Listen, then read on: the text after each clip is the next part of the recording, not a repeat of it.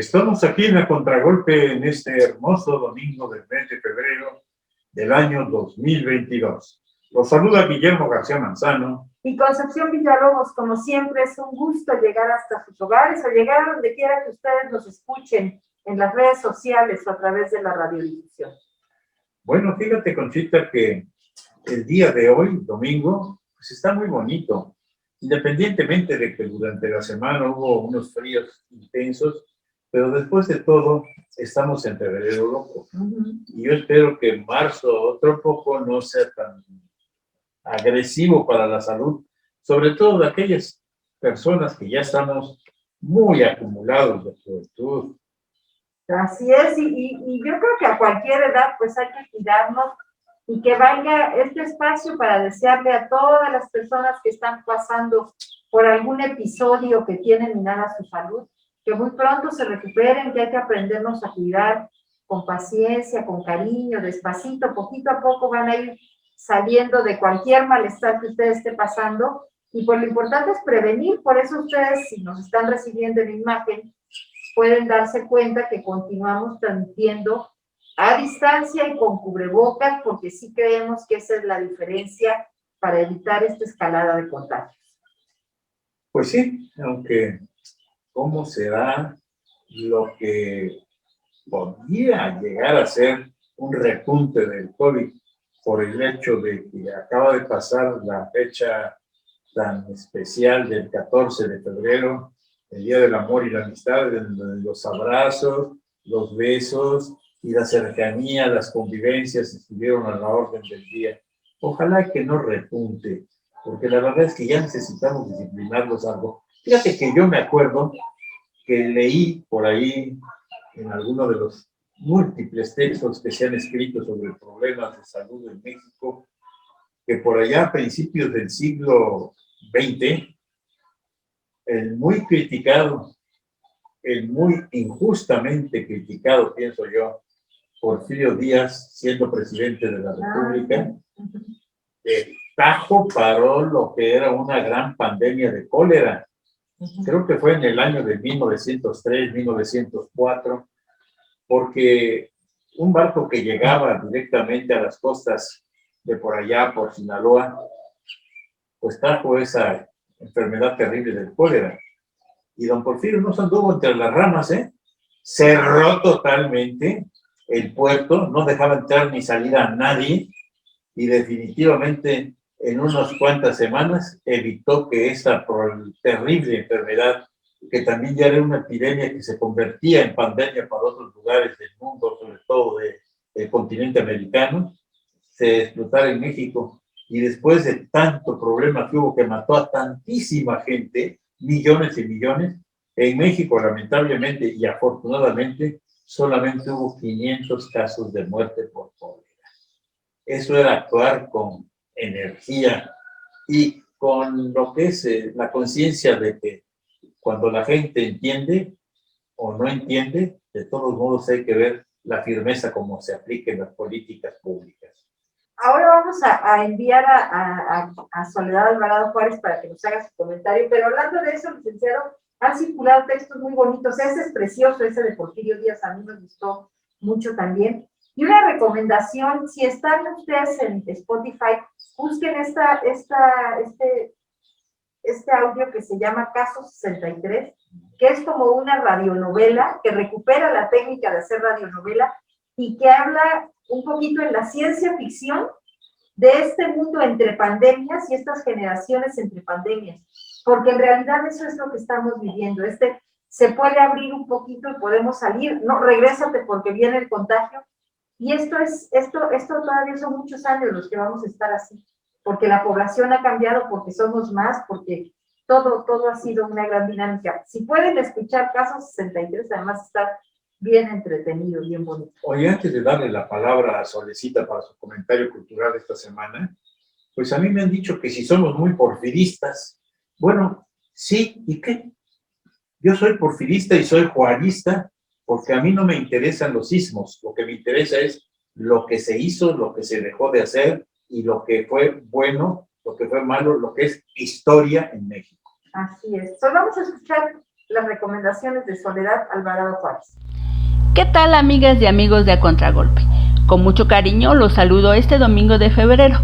Con motivo del Día Internacional de las Lenguas Maternas, la Secretaría de Arte y Cultura del municipio de Oaxaca de Juárez implementó un programa de actividades que se lleva a cabo en el atrio del Templo de San Matías Xalatlaco desde el 18 de febrero y hasta el día de hoy 20, a partir de las 5:30 de la tarde, por lo que aún estás a tiempo de asistir a la presentación de los libros Voces del Zempoaltépetl, una mirada a nuestra vida comunitaria y una palabra. La presentación corre a cargo del colectivo Atom Nats. La Casa de la Cultura Andrés Enestrosa abrió su convocatoria para la integración de la banda de música municipal de San Sebastián Tutla. Puedes formar parte de ella a partir de los 8 años. Si te interesa, visita el Facebook de esta institución y revisa la convocatoria. Les platico que en el marco de la 41 Conferencia General de la Organización de las Naciones Unidas para la Educación, la Ciencia y la Cultura, la UNESCO, los Estados miembros aprobaron por unanimidad la celebración de la Conferencia Mundial sobre las Políticas Culturales y Desarrollo Sostenible, Mondiacult, en México, que se realizará del 28 al 30 de septiembre del 2022. La primera conferencia de Mondiacult se celebró en nuestro país hace 40 años. En esta ocasión se reunirá a todos los ministros de cultura de los países miembros de la UNESCO, organizaciones no gubernamentales, artistas, intelectuales y representantes de la sociedad civil a fin de revisar y poner al día las políticas culturales de cara a las necesidades y desafíos de nuestro tiempo. ¿Sabías que el 90% de los países del mundo incluyen la cultura como prioridad principal en su política turística? Que el 80% de la diversidad mundial está protegida bajo la custodia de los pueblos indígenas. 47% de los trabajadores de 72 países del sector cultural y creativo son mujeres. De ahí la importancia de este tipo de conferencias. La pandemia del COVID-19, las transformaciones profundas en el campo de la tecnología y la comunicación, los retos del cambio climático y las necesidades de atender los retos sociales de la vida cultural, así como la de los creadores y profesionales de la cultura, serán temas principales de esta conferencia. Y desde aquí, un abrazo a la familia y amigos de mi querido maestro José Mario Medina Torres, periodista y locutor, siempre solidario con causas altruistas como el apoyo a niños con cáncer. Querido maestro, te vamos a extrañar. Deseo para ellos pronta resignación. Me despido. Es importante que sigamos cuidándonos. Continúa a la alza la curva de contagios, por lo que el uso de cubrebocas, lavado de manos y uso de gel antibacterial es importante. Si es posible, quédate en casa y con un clic disfruta de un sinfín de actividades culturales. Recuerda que este programa, además de escucharse desde La Mexicana, también lo encuentras en redes sociales. Estamos en YouTube, en Facebook y en Spotify como A Contragolpe Oaxaca. Un abrazo, no bajes la guardia y que tengas un excelente inicio de semana. Gracias.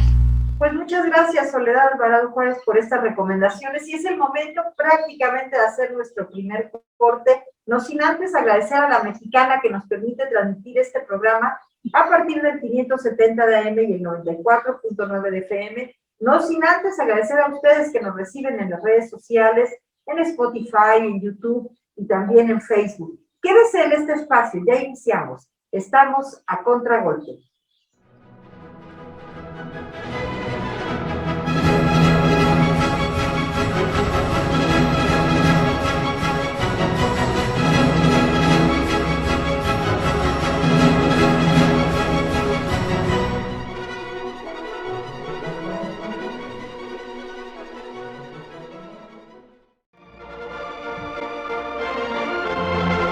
Un espacio cultural de edificios y templos de Oaxaca, Guadalupe y Betlém. Estos templos, fundados respectivamente en los años de 1686 y 1807, forman una escuadra frente al Paseo Juárez. La iglesia de Guadalupe, construida por el obispo Benavente y Benavides, fue dotada por su noble sucesor Cuevas Dávalos, quien fundó el hospital cuyo benéfico asilo estuvo bajo la dirección de los padres betlemitas hasta principios del siglo XIX. A poco tiempo de inaugurada la iglesia de Guadalupe, la destruyó un incendio, quedando intacta la imagen titular que desde entonces ha sido objeto de gran veneración. La iglesia o capilla de Betlem se debe al español don Manuel Capitán, que la hizo de su propio peculio. Ambos edificios quedaron maltratados por los terremotos, y en los años 1870, algunos vecinos de aquella parte de la ciudad se reunieron para formarle techo de bóveda a la iglesia grande, lo cual ejecutaron con plausible afán. Cuando el señor arzobispo Guillot tomó posesión de esta diócesis, su primer cuidado fue la conclusión de aquella obra y la compra del arruinado exconvento de Betlem, donde levantó y fundó el colegio seminario.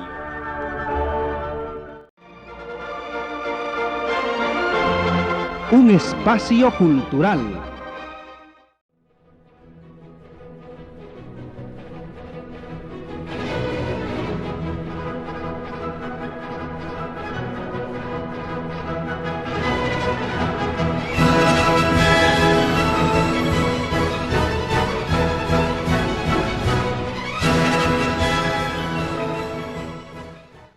Pues ya estamos de regreso aquí en A Contragolpe. Muchas gracias porque continúan acompañándonos en esta charla que esta ocasión está preparada para ustedes con ánimos de llevarnos a recorrer un espacio muy significativo, muy importante para la ciudad de Oaxaca actual, un espacio que disfrutamos, que vivimos en comunidad, pero que el día de hoy en A Contragolpe queremos mirar en el recuerdo y queremos mirar un poco también en la memoria histórica.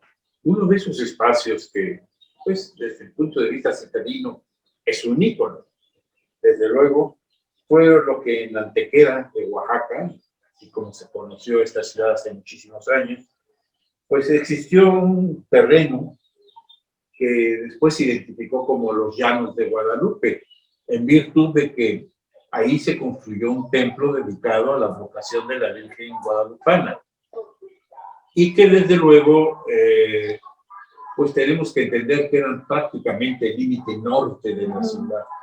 Después ya se iba más hacia el norte, hacia lo que después conocimos como Hacienda de Rivera, pasando por toda la calzada Porfirio Díaz, que anteriormente se llamó popularmente Calzada de las Lágrimas, pero es otra cosa.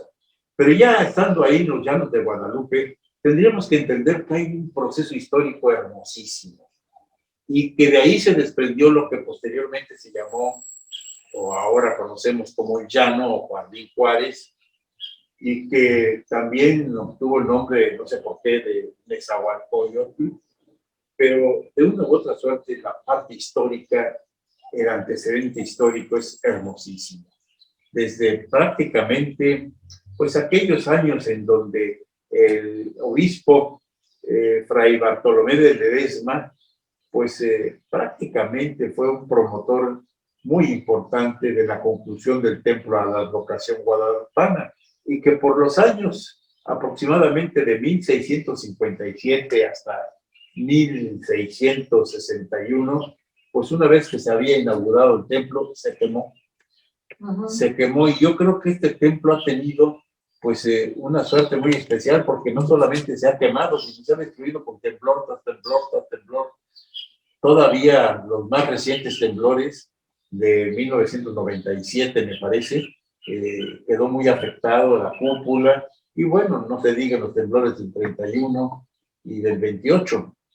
Pero bueno, ¿qué podríamos pensar en la historia del Templo de Guadalupe que lo realce como una fortificación, Conchita? Primero, fíjese que de lo que estaba usted contando de cómo llega la devoción guadalupana a la ciudad de Oaxaca, este lugar estaba ocupado por este templo original que estaba dedicado a Belén, y después cuando viene el milagro de esta Virgen de Juan Diego, pues empiezan a llevar esta devoción a ciudades importantes.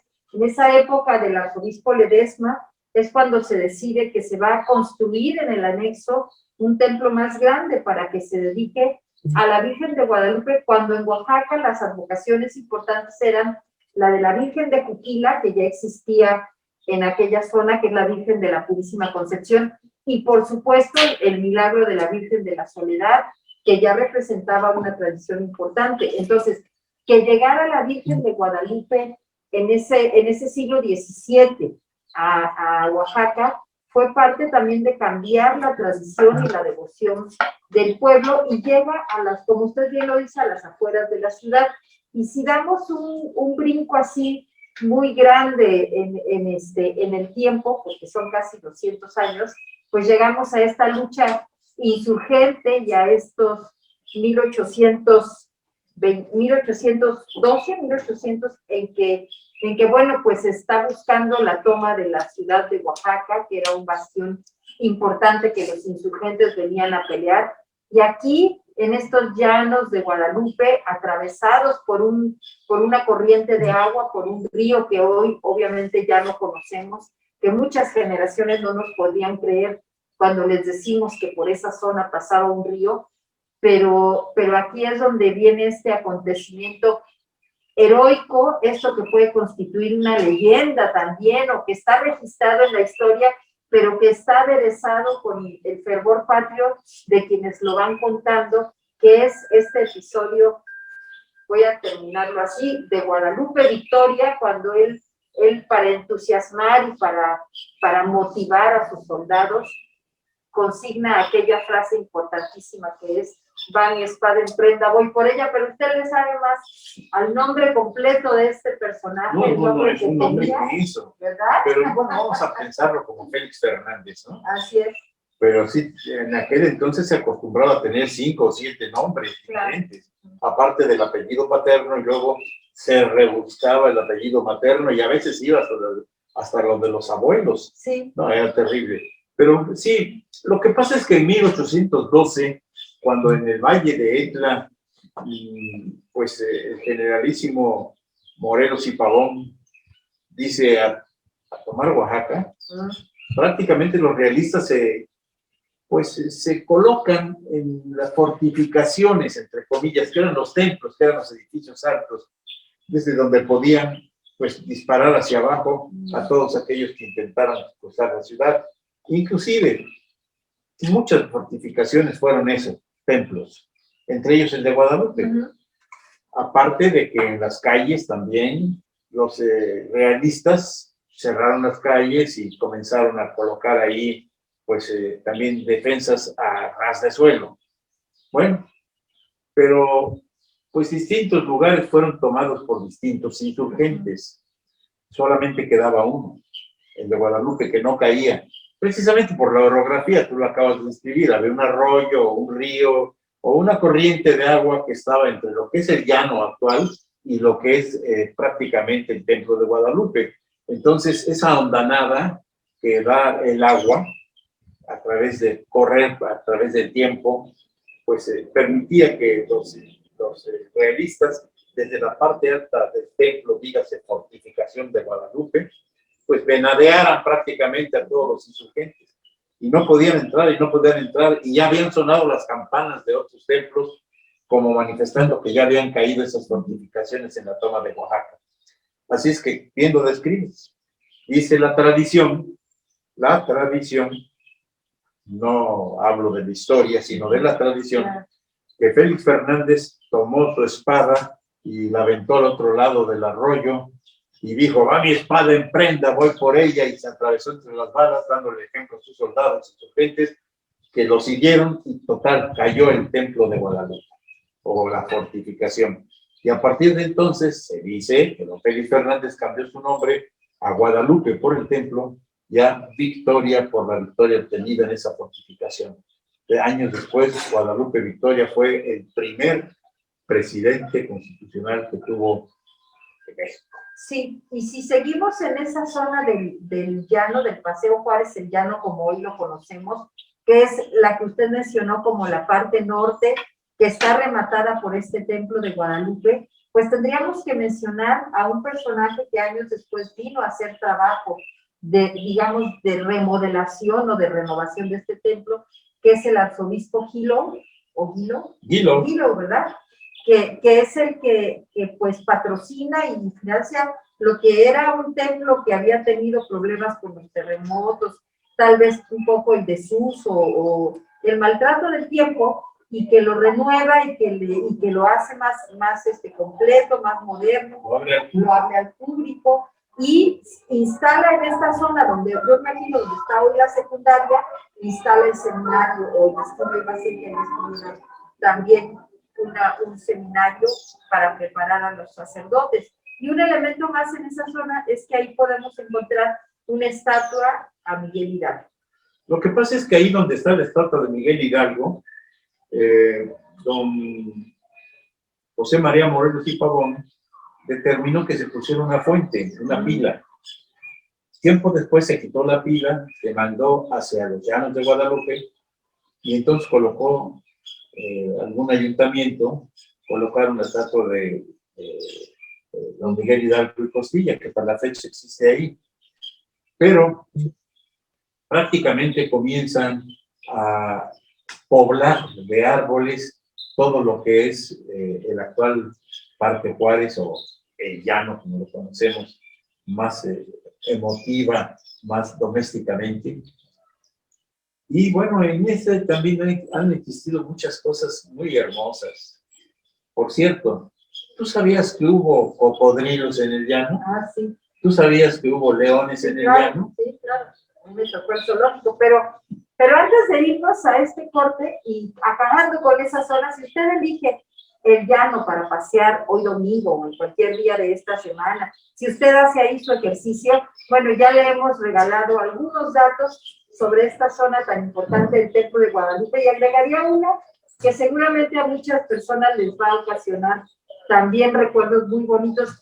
¿Qué me dice usted de las deliciosas tostadas de Cheo que nos tocó probar en esa zona del llano? No sé si usted todavía hay Cheo con sus tostadas. Está Cheo en las mañanas y en las tardes. ¿Ah, sí? Está su hijo. Ah, qué sabroso también. Ahí está, un lugar también que era un lugar al que pasabas y comprabas estas tostadas que son tan tradicionales, que son tan sencillas, pues nada más quesillo y frijolitos, pero que en realidad también son una forma de disfrutar Oaxaca y de alimentarnos aquí en Oaxaca. Y vamos a hacer nuestro siguiente corte. ¿Qué les parece si continúan en este espacio? Estamos revisando así, paso a paso, o en áreas muy específicas, este lugar tan bonito que es el Paseo Juárez el Llano. ¿Y por qué lo estamos haciendo? Porque queremos despertar la memoria, pero también porque queremos hacer conciencia de que como ciudadanía nos corresponde cuidar, nos corresponde disfrutar de manera responsable de estos espacios. Quédese aquí, estamos en la Contragolpe.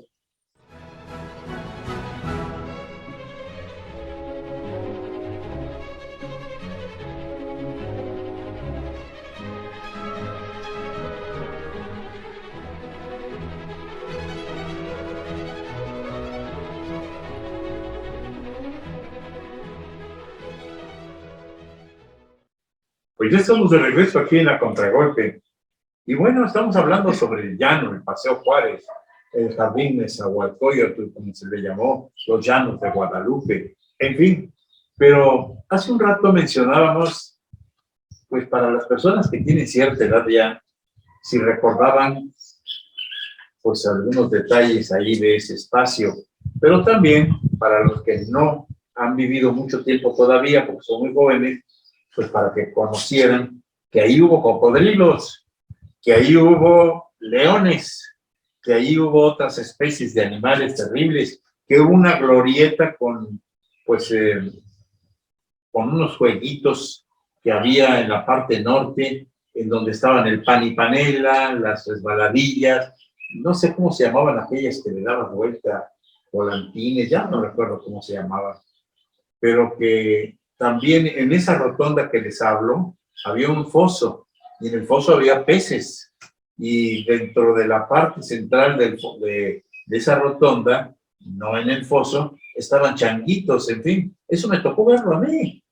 Y bueno, yo recuerdo que uno de mis hijos, que estaba muy chiquillo, yo vivía entonces ahí cerquita en la calle de San Martín, oía a los leones y se espantaba y se iba directamente hasta mi cama, temblando de miedo porque se veía muy fuerte. ¿Te acuerdas?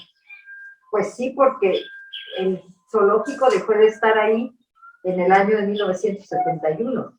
Entonces, bueno, yo nací en el 67, entonces yo tengo en las memorias de infancia que sí nos llevaban a ese zoológico a conocer los leones. No recuerdo haber escuchado ahí el rugir de un león, pero ya en un zoológico una vez me tocó escuchar el rugir de los leones, que es impresionante. Buenas noches. Sí, muy bello, pero es muy impresionante. Le sale todo aquello, toda la voz, todo el rugido desde muy adentro. Pero bueno, ahora uno lo piensa y dice, ¿a quién se le ocurrió tener zoológicos en ese lugar tan pequeño? Sin embargo, pues hay que verlo a la luz de la época que se vivía y que era todavía en aquella época estábamos hablando de las afueras de la ciudad, en una parte, no sé si ya se había No, ya estaba más poblado. Ya estaba más poblado, Sí. pero de todos modos no era propiamente el centro, ni era No, una claro. parte muy espectacular. Pero hubo un presidente municipal de muy grato recuerdo, que también fue rector de la universidad, de los mejores que ha habido, el licenciado Canseco Ruiz, Alberto Canseco Ruiz. Era un deportista, pero de hueso colorado. Entonces, hubo una parte del llano en la que la convirtió en una cancha de básquetbol, que era su deporte predilecto. Y eso, pues todavía estamos hablando de los años 60, ¿no? No, la verdad es que el llano ha tenido muchas transformaciones, pero si hay algo que es hermoso en el llano, es cómo se reforestó todo, cómo se arregló, y en la época del licenciado Fernando Gómez Sandoval, como gobernador interino del estado, pues se le dio una magnificencia con un diseño más hermoso al llano. Pero si hay algo que adorna el llano son dos cosas. La glorieta central donde está la estatua de don Benito Juárez, y desde luego con todos los motivos mixtecos y zapotecos y mixtecos también, que forman parte del pedestal. Y en esa gran glorieta que hay ahí, pues a los lados están las grandes fuentes que en la época de Gómez Sandoval se construyeron, pero se respetaron los famosos jarrones, o ¿cómo le llamaríamos? Sí. Son jarrones, ¿no? Como jarrones, Enflorados, sí. que por cierto son del maestro Ernesto Chevesky, y que los inmortalizó pues con la escultura de su esposa, que cuando era jovencita la pudo esculpir, y entonces es una carita preciosa que está en todos los jarrones, tanto en esa glorieta como en la casa que está pues en la parte sur del llano. Y desde luego, los famosos leones. Ya. ¿Cuántos leones son, Xochitl? Pues pensaríamos que hay uno en cada esquina, tendrían que ser 4. ¿Por dos? Ajá. Porque Porque son dos entradas. claro, son 2 entradas, entonces son 8 leones. 8 leones, de los cuales 4 están en cuclillas, digamos, Sí. o sentados, Sí. y 4 están pues en sus 4 patas. Y qué bellas esculturas son, ¿eh? Son de verdad esculturas extraordinarias y de un gran escultor, o sea, que eso es algo muy importante, que se le dé nombre, que la gente sepa que se trata de un personaje que además fue muy apreciado en todo el país por el trabajo que hizo. Sí, mira, Ernesto Chevesky no era oaxaqueño. No. Sí lo fue de adopción y por convicción propia. Él era veracruzano, pero llegó muy joven aquí a Oaxaca. Y aquí hizo su gran cantidad de obras. Pero sin embargo, también hay que recordarlo como uno de los escultores que contribuyó a realizar uno de los monumentos icónicos de la Ciudad de México, que es la estatua de Cuauhtémoc, que ya no recuerdo quién la hizo ahorita, que no fue el nombre, pero él fue de los que participaron tanto en la escultura como en la fundición de la estatua de Cuauhtémoc, que está precisamente en una convergencia entre el Paseo de la Reforma y la calle de Insurgentes, que divide Insurgentes Norte e Insurgentes Sur, allá en la capital de la República Mexicana. Y que en ánimos de esta reivindicación histórica tan extraña que estamos viviendo, se va a salvar Cuauhtémoc, porque miren en Michoacán lo que acaba de ocurrir con estas 2 estatuas de evangelizadores, que el pueblo decidió, bueno, el pueblo no, 25 personas decidieron que las tiraban y los decapitaron porque representaban la opresión colonialista. Qué cosa tan La estatua de Cortés también, lo que pasó. y no han tirado al caballito, que es una estatua que, pues, de un rey español, creo que es Carlos IV, que no tiene gran importancia histórica el Claro. señor. Lo que tiene importancia es que Torzán, uno de los grandes escultores, hizo la mejor obra de arte a la que Rufino Tamayo calificó como la única que valía la pena en toda la República La República Mexicana. Era terrible, don Rufino Tamayo. Era terrible. Pero es cierto, es bellísima la estatua. Muy bonita, muy bonita. Pero regresando a este Paseo Juárez el Llano, fíjense cómo hay elementos que se pueden apreciar y que se pueden disfrutar.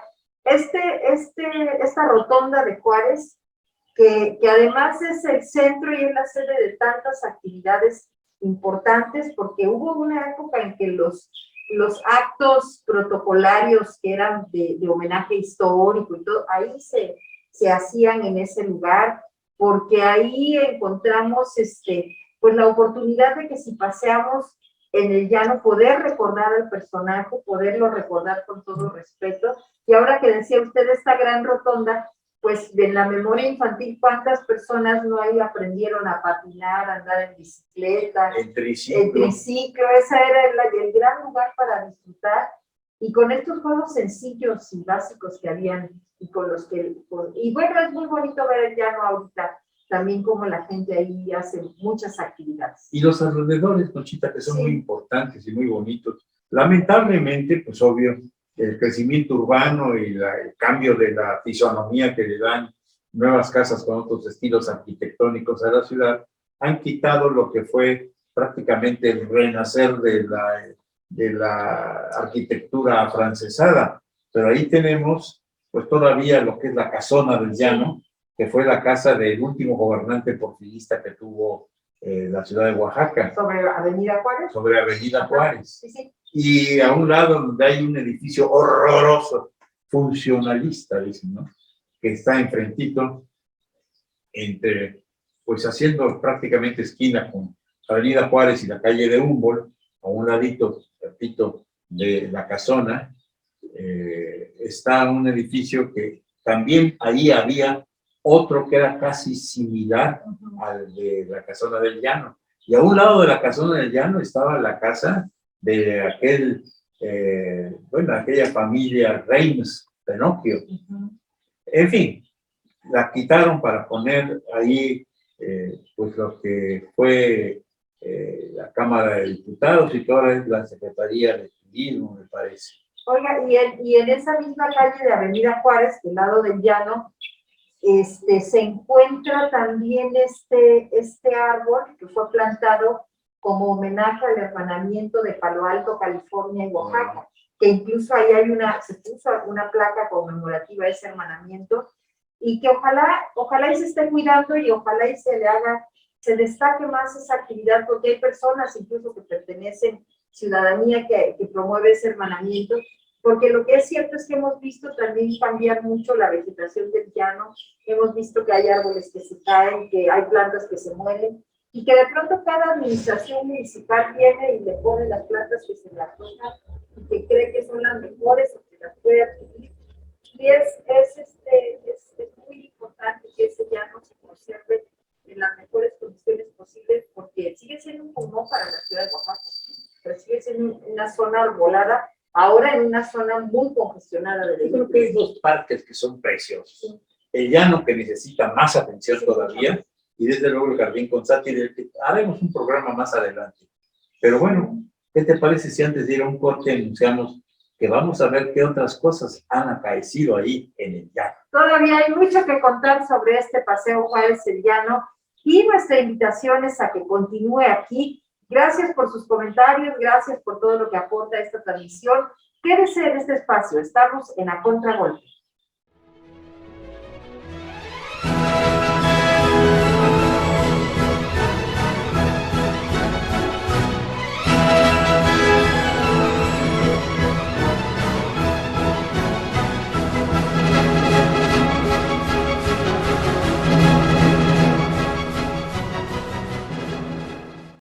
Qué bueno que continúan en este espacio, nos acercamos a la recta final de este programa A Contragolpe, pero pues si hablamos del Paseo Juárez el Llano, hablamos de un momento muy esperado todavía, aunque con sus críticas, aunque con el que si antes era mejor o ahora es peor, pero son unos días de tradición, de rememorar y también de convivencia estudiantil, queramos que no. Y estamos hablando de esta costumbre de los paseos del llano que se hacen cada viernes de Cuaresma.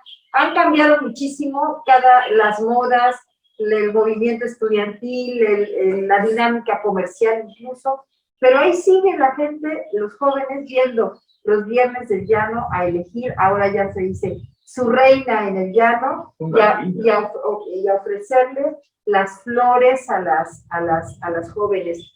Pero esto tiene un origen muy antiguo que yo pensaba que era por la advocación de la Virgen de Guadalupe, pero no es así, ¿verdad, licenciado? No, esto viene de Tepeaca, o sea, lo que es actualmente Jalatlán. Ahí el templo, pues tenía una imagen muy importante a la cual las familias antiguas de Oaxaca iban a oír misa y a llevar un poco de flores, etcétera, pues los días de Cuaresma. Y obviamente que pues esto tuvo su cambio, como todas las cosas que van evolucionando. Porque primero eran los habitantes de ahí, los famosos curtidores de pieles de Jalaplaco. Todavía no existía la calzada de la República, sino que era pues precisamente un río, ¿no? Un río Jalaplaco le llamábamos. Y que apestaba horrible porque ahí echaban los desperdicios de las pieles y era muy feo. Pero pues aunque era otro lugar ajeno a la ciudad de Oaxaca, era contiguo, prácticamente conurbado. Lo separaba el río y uno que otro puentecillo para pasar de un lado al otro. Y así, primero los de allá, de Jalaplaco, hicieron un culto, los viernes de Cuaresma. Pero posteriormente fueron las familias oaxaqueñas también y invadieron, digamos, con su presencia, pues esa parte de lo que es el templo de Jalaplaco, no recuerdo cómo se quedó. El señor de Tepeaca, de San Matías Jalaplaco. San Matías, que incluso después de misa y de haber entregado flores, etcétera, al templo, a la imagen que acabo de mencionar, pues lo que hacían es que había viandas, y abajo del famoso coquito, que todavía existe ese árbol hermosísimo, ahí se colocaban las viandas, y ahí empezaba la gente a desayunar. Con el tiempo se hizo pues más plausible el estar dentro del casco urbano de la ciudad de Oaxaca, y entonces Guadalupe se convirtió también en el templo en donde se llevaban a efecto, junto con el patrocinio, pues algunas celebraciones en los viernes de Cuaresma. Pero desde prácticamente la primera decena del siglo XIX, me parece, el XX, ya se me fue se me fue el avión. Pero la realidad es que los estudiantes del siglo XX, los estudiantes del antiguo Instituto de Ciencias y Artes del Estado, pues comenzaron a llevar allá su presencia, y entonces, pues había también, para que se incluyeran los papás de las señoritas que iban a misa, etcétera, había que llevar música, y entonces la banda de música del Estado, la marimba del Estado. Ya entrado el siglo XX, segunda mitad, la estudiantina de la Universidad Benito Juárez, me tocó llevar ahí al estudiantina en algunos de los viernes de Cuaresma. Y bueno, los estudiantes elegían a una madrina del llano. A todas las mujeres les entregaban flores. Y eso es muy bonito porque no había discriminación. Cuando menos un clavel o una rosa se le entregaba a cada una de las muchachas que iban ahí. Y que en la parte de lo que es el andador que va sobre Avenida Juárez, ahí prácticamente era el ir y venir de las señoritas, y todos los estudiantes viendo a ver a quién iban a elegir como la madrina, y le daban un inmenso ramo de rosas, se retrataban contra ella, y ya te imaginarás qué orgullo para la dama correspondiente, ¿no? Bueno, pero también hubo detalles grotescos. Ya inauguradas las fuentes esas imponentes que están en el llano, producto de la gestión de Fernando Gómez Sandoval, pues ya entrado los años 70, no, 80 me parece, ya las señoritas que dejaban ahí, que iban directamente, algunas de ellas, pues ya más revolucionarias, se ponían al tú por tú con los muchachos y algún idiota tiró alguna de ellas al agua. A mí me tocó verlas. ¿Sí? Y cuando se hizo una moda eso de tirar a las chamacas al agua, alguna, eso me tocó verlo a mí, estando en el restaurante de La Casona, estoy viendo que alguna de las chamacas que no le hacían caso para tirar al agua, ella sola se tiró. Cuando yo iba en la prepa o en la secundaria, el paseo de era muy bonito y pues hacía la ilusión de encontrarte a un amigo que te regalara la flor. Todo romántico. Ajá, pero a mí me tocó que sí ya eso terminaba en que se echaban agua, en que podían echarse huevazos, era guerra, pasaban otros en coche, se hacían unas batallas campales que incluso años después terminaron por cerrar las fuentes, o sea, se cancelaron las fuentes en ese día para evitar esa diversión, porque pues, se convirtió en una diversión de una juventud que ya no creía en las flores, que más bien creían jugar echándose agua y aventándose huevos y haciendo diabluras de ese tipo. Pero qué bonito es esto, porque son crónicas que quedan consignadas, que nos permiten ver cómo vivieron otras sociedades, que nos permite ver también cómo cambió la juventud y cómo se dirigió de manera distinta. Y a mí todavía en 2019, que yo andaba por ahí en un Viernes del Llano, que fue la última vez que se hicieron Viernes del Llano antes de la pandemia, sí vi y muy bien organizado por parte de la universidad.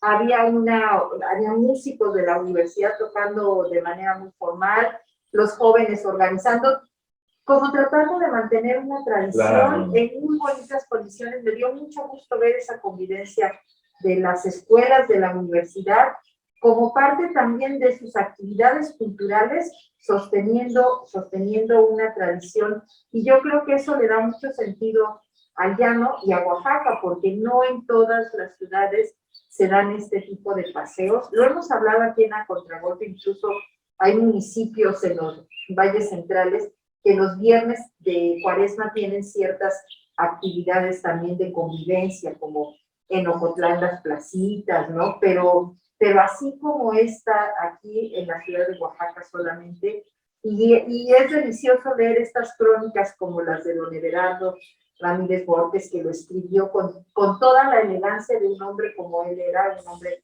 fino y elegante, o también escuchar a la arquitecta Dora Cecilia cuando habla del patrocinio Mi Barrio en su libro, y también cuando se apasiona y cuenta, porque a ella le tocó vivir esa época de los Viernes del Llano y de ser estudiantes y de ir a convivir en este lugar, ¿no? Y yo recuerdo que me platicaba el doctor Jorge Pérez Guerrero, en paz descanse, y de muy grata memoria, por cierto, que ya en alguna época del Instituto de Ciencias y Artes del Estado, pues el estudiante siempre ha sido de pues muy cortos recursos económicos. Claro. Entonces ahí iban las vendedoras de flores y ¿qué hacían? Pues que les dejaban el reloj para tener un ramo de flores y regalárselo a alguna de las muchachas, o bien una pluma, o hasta sus libros a veces, ¿no? Con tal de quedar bien con una dama. ¿Cómo contraste eso con eso de yo me tiro al agua, te tiro al agua y además, pues vamos a echarle? Pues nadamos juntos. Había estudiantes que se robaban las flores de los jardines también para poder regalar una rosa. Yo creo que eso siempre ha sido, ¿no? Ay, sí, qué bonito, pero qué bonitas épocas. Y yo creo que mucho hay que rescatar y muchos los jóvenes todavía siguen viviendo a su modo. Y esto de regalar el Viernes de Cuaresma flores a las mujeres, en muchos lugares ya en Oaxaca, ya no solamente es el llano, sino en algunas instituciones, como ha pasado en oficinas, llegan y regalan flores el viernes, pues como una cortesía o una amabilidad o un gesto amable para las compañeras de trabajo. Y eso es muy bonito también, porque así es como Oaxaca va construyendo su identidad. El último viernes de Cuaresma normalmente no se celebra en el llano, sino en el Zócalo de la ciudad, Y en alguna ocasión, cuando ha habido remozamientos en el mismo espacio, entonces se pasan a la Alameda. Pero bueno, ojalá y esa costumbre sea perenne, que no desaparezca nunca y que evolucione como tiene que evolucionar, Claro. pero no como allá en los años 80, que se convirtió en un verdadero problema anárquico, estar pues quitándole inclusive la presencia de la galantería al hombre y de la coquetería a la mujer. Pues eran batallas campales, o sea, es que a mí una vez me dejaron, pero la aventura real no era que te iban a dar una flor, la aventura real era que ahora llegaban con los desastres, los otros amigos que tenías, a tirar huevos, a aventar agua, a mojar gente. Pero era, o sea, era como el giro que dio en aquella época, y yo creo que fue muy buena decisión del municipio, decir, pues se acabó el agua en las fuentes, y quien quiera venir bien en orden, es ir conduciendo, porque no es que fueran, pues eran jóvenes, no es que fueran malos, los jóvenes no pueden ser ni buenos ni malos, simplemente viven sus circunstancias y van conviviendo a como les va tocando. Por eso actualmente en el llano es muy bonito ver cómo se llena el llano todas las tardes de jóvenes que aprenden a patinar, de jóvenes que han tomado el llano como su centro de clases de baile, de los que están haciendo yoga, de los que están haciendo gimnasia. Es impresionante cómo la gente sigue apropiándose y sigue disfrutando de este espacio. Y en algún momento determinado, en las famosas preparadas, que ya no se acostumbran, también el llano, ahí juntito a los farolitos o a los foquitos que había, los estudiantes en la noche iban con sus libros repasando de un lado a otro para aprenderse las lecciones que habían llevado en el transcurso del año y posteriormente presentar su examen ordinario con los conocimientos suficientes para pasar, no con un trabajito que sacaban del internet, ¿eh? Sí, no, pero además bien bonito, o sea, es muy interesante lo que dice el licenciado, porque la gente se acercaba a la luz que estaba en la calle, así en un parque como el llano, porque en las casas no había energía eléctrica, o era muy caro estar pagando el recibo de la luz, y eso preocupaba. Pues Conchita, se nos acabó el tiempo. No podemos enseñarles a nuestros invitados este libro de don Everardo Ramírez Borges, porque yo creo que esa es una de las lecturas que podemos recomendarles y muchísimo para esta semana. El libro se titula Crónicas de Oaxaca, fue editado por el ayuntamiento como le corresponde, y es un texto que debemos y agradecemos mucho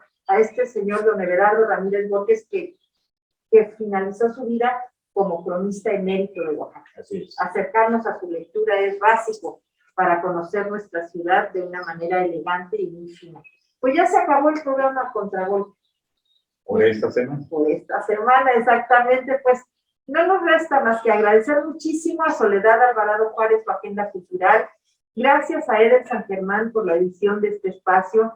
Gracias a Sobeida Toledo por su manejo en las redes sociales, por el apoyo en la producción de este programa. Y muchas gracias a la mexicana que nos permitió transmitir nuestro mensaje a través de sus frecuencias de radio. No nos resta más que recordarles que la semana empieza el domingo y el domingo vamos a Contragolpe. Y esperamos el próximo domingo para llevar a tus hogares otro mensaje más de cultura. Hasta entonces, Concepción Villalobos y Guillermo García Manzano, les decimos muchas gracias.